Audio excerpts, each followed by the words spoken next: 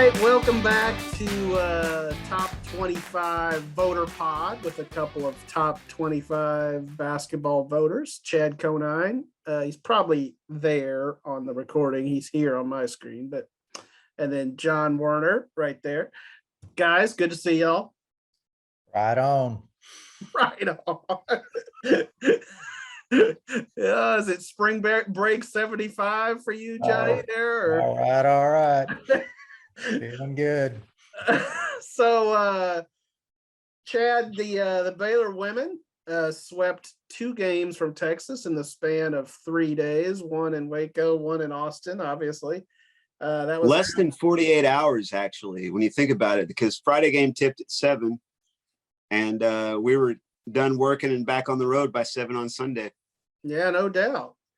Those 2 wins came after a last-second loss to Oklahoma, a disappointing game there. So, just how impressive was that bounce-back performance by the Baylor women, and what are the chances they can, climb up there with Oklahoma and Iowa State and maybe compete for the Big 12 title? Well, I feel like they're right there. And that 2-game little series, it kind of separated things, because I think it really knocks Texas back in terms of competing for the conference championship. Now, early in the year when Texas won at Stanford and, we jumped up into the top 25 and all that, they were, I would have thought they were really a favorite to compete for the conference championship. And they've dropped a couple of key early games, Texas Tech and Kansas, and now they've lost the 2 to Baylor. And that really hurts them in terms of, playing for a conference championship, which I thought they would be able to do. But it really illustrates something to me. And I think a lot of people, in fact, I saw a headline, I believe, from the Houston Chronicle, how the Baylor-Texas matchup kind of defines the early part of the Vic Schaefer and Nikki Collin tenures at their respective schools. And I don't really see that for Coach Collin, because, her standard that she's trying to keep up with is to win the conference championship. And Texas hadn't really been in that mix, obviously. Baylor's won 11 in a row. Texas hadn't always even been second or third, And so, the standard for the Baylor women is to win the Big 12 championship. But even if they do that, it's not a failure, because if you go to the Sweet 16 or Elite 8, you've kind of kept that streak going. So I don't think, it's kind of a disappointment that Texas isn't better, but I don't think Baylor is necessarily judged by their performance against Texas. And but at the same time, I'm sure Baylor fans really did enjoy beating Texas twice in 3 days. Oh, sure, absolutely. Baylor fans enjoy beating Texas in anything, tiddlywinks or I don't know. Not only that, I think Texas, Texas has the distinction of being, I know Texas Tech fans are this way, Baylor fans are this way. Their favorite team is Baylor or Texas Tech. Their second favorite team is whoever's playing Texas. No doubt. And it's not just a little jokey thing. And, I was at a bar back in October whenever Kansas got that miracle 2-point conversion, and I wasn't even watching the game, and I knew what had just happened, Yeah, and in that respect, that's one of those things about Texas leaving for the SEC that we'll certainly miss. I think. I think it's inflamed it, though. I think it's made it very much a sticking point with a lot of people, and just that much more reason to dislike Texas and anything burnt orange related. Well, and it certainly was that way with A&M as well. So, yeah. John, the Baylor men are coming off really a humbling loss at Lawrence, 83-59. Very lopsided game, and Scott Drew's team is 4-4 in its last 8 games. Obviously, they were ranked number 1 earlier in the season, but the good news is they are starting to get a little healthier again. LJ Cryer is the only guy that is questionable currently. So the question is, can the Bears get back to what they were earlier in the year when they were 15-0? I think that's going to be really difficult because Cryer's foot is a lingering problem. He broke it in the summer. He set out 2 games in December, but they were games that they could win easily without him. Now they're playing games that they can't win easily without him. And I think you saw it against Kansas. With LJ out, Flagler wasn't shooting well in the first half. Man, they just destroyed Akinjo. Their defense, he went 0 for 11 for the game. He went scoreless. If you don't have some more outside threats out there, Akinjo's going to have a hard time getting the offense going. And I don't know if they can get back to playing that way. Maybe defensively they can, but offensively, if Cryer's not back, they're not going to score like they did. He's a great shooter. He's the best shooter, best 3-point shooter in the Big 12. It'll be very hard if LJ's foot continues being a lingering issue.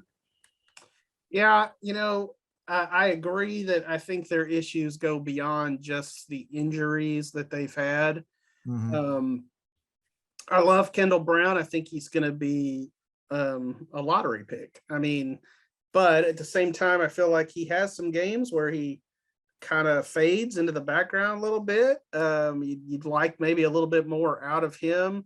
And I've said it all season, as good as this team is, and I think they are good. Are they great? That's debatable. And I think it all boils down to, and it doesn't help that they're following a national championship team, because your brain automatically starts comparing them to the previous year. And this collection of guards is just not at that same level. You had Davion Mitchell, who was the defensive player of the year in the country. You had Jared Butler, who was just a big game player, great, player. I thought really overlooked in the draft, to me, fall into the second round. And then Maceo Teague was a veteran guy who could get buckets. So, they're just not quite at that level. No. When you talk about those 3 guys, I can't help but think of like my favorite trio in the history of college basketball. And this is stepping outside of my Red Raider loyalty. Okay. But and this group didn't win a championship, but I always loved Todd Day, Lee Mayberry, and Oliver Miller at Arkansas.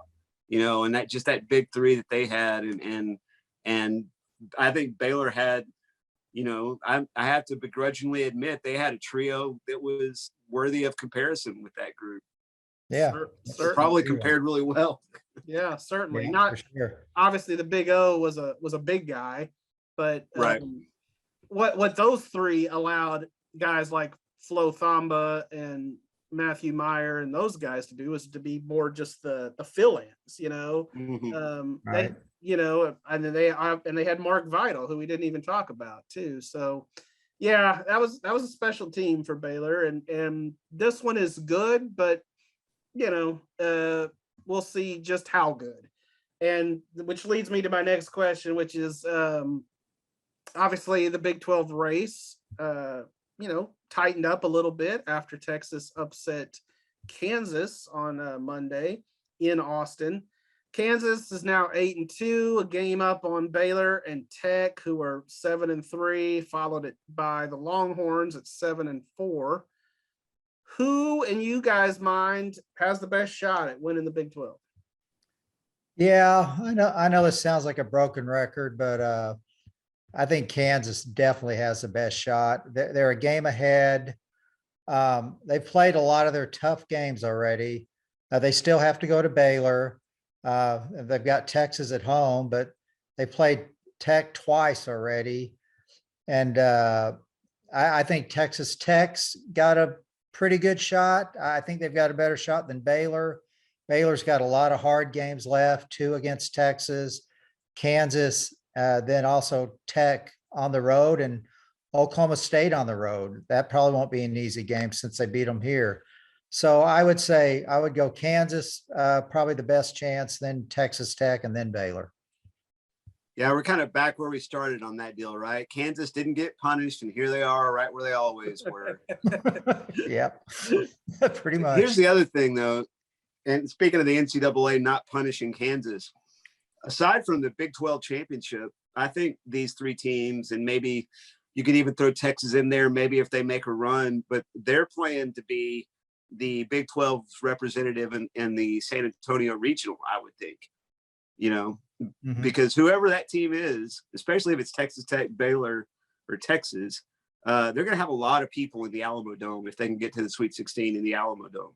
Yeah, that's a good point. Yeah. Honestly, and so I was watching SportsCenter last night, and they were talking college basketball. Scott Van Pelt and Joe Lunardi, who does a lot of those bracketology, projections.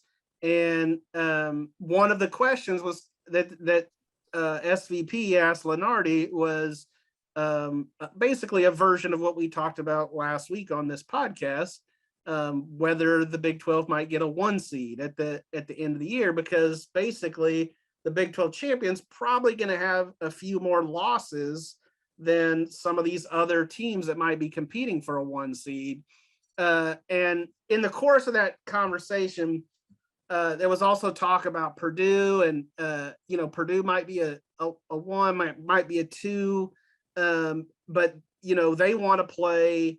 I'm trying to remember where that regional was, but it was closer to them. Maybe it was Indianapolis. I don't remember. But to me, that's almost a bigger deal, as Chad talks about, than your seeding. Whether you're 1 or 2, if you're in a region that's sort of closer to home, that to me is a bigger advantage than just your seeding. Like we talked about last week, you can win a national championship as a 2 or a 3 or whatever, So Yeah, that's a good point. Where you play is a big deal. Hmm. All right. Well, so back to the Baylor women. They play Kansas State tomorrow night as we film the podcast Wednesday night. This game features 2 of the best scorers, rebounders, players in the Big 12 in the country, in Nalissa Smith for Baylor and Ayoka Lee of Kansas State. Of course, Lee had that 61-point game that we talked about earlier in the season. She also had 32 and 10 in K-State's 68-59 win over Baylor in the conference opener early January. How do you expect, Chad, the Bears to defend her this time? Are they going to handle her a little bit better?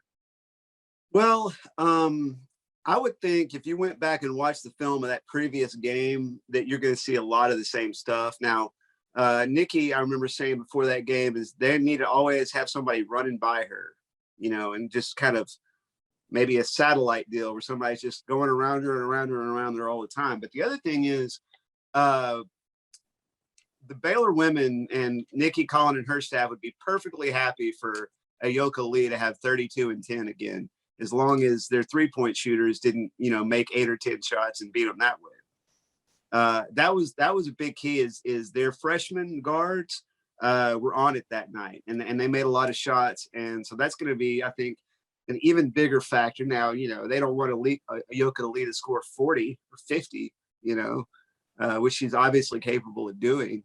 But gosh, just what a fantastic matchup, though. But you're not going to, Baylor doesn't have really anybody that's going to, get on Lee and shut her down like the way that, they would do with Charlie Collier last year, or, the way maybe Kalani or Lauren would guard people, a few years ago. It's kind of Queen Egbo is so foul prone that sticking Queen on her and say stop her from scoring is just a recipe for Queen to be on the bench. So you're going to see some creativity. You're going to see some, probably some double teaming and matchups to try to keep her from getting the ball in the post. But one of their biggest concerns is not getting burned from, beyond the arc. So Chad, does K-State play basically inside out, where they go through Lee, but if she's double teamed, they'll kick it out to the shooters? I mean, I would say, yeah, that's from my recollection. And you guys know I'm not a film junkie. I'm not one to watch all the games of the whole season and dissect that. I just don't see the upside of using my time that way. And I'm sure, Bryce, you don't want to pay me the overtime to do that. No. Well, the only reason I really mentioned it was just an excuse to say, of course, some of my favorite basketball teams of all time played that way. The inside out game, Right. talking about the mid 90s Houston Rockets, who had the best center on the planet, one of the best of all time in Akeem Olajuwon. And they just surrounded him with, Kenny Smith and Vernon Maxwell and Mario Elie and Robert Ory. And, so it was, I loved it. It was, it worked one. I have watched enough to know that Ayoka doesn't exactly have a dream shake. She's just big, and she has great touch around the basket though. And that is it's a rare commodity in the women's game. I mean, if you watch Texas, I wish I had $1 for every shot Texas missed around the basket, in the last 2 games against Baylor. I'd take both you guys to Diamondbacks. I love it. I would go. Well, just one other comment about that game and that matchup between K-State and Baylor.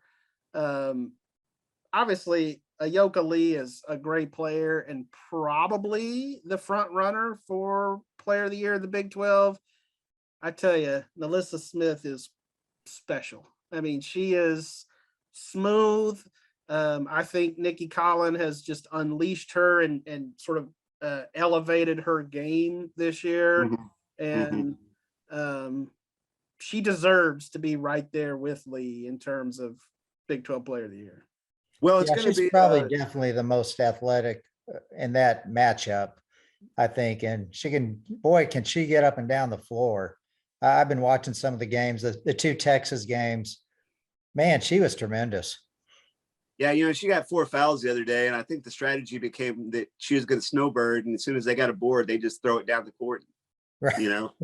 Pretty good strategy. Yeah. Snowbirding works. Nobody likes it in pickup ball, but it does work. It does work. We actually have a rule in our pickup games where if you basically you can't snowbird, you have to come back and at least touch half court before you kind of streak out. But Bryce, at your age, don't you think that y'all ought to be playing the 3-on-3 version like they used to play in the women's game? Shut up. There was not even anybody there today. I just had to shoot around with one other guy. So I did the same thing at Top Golf. Okay.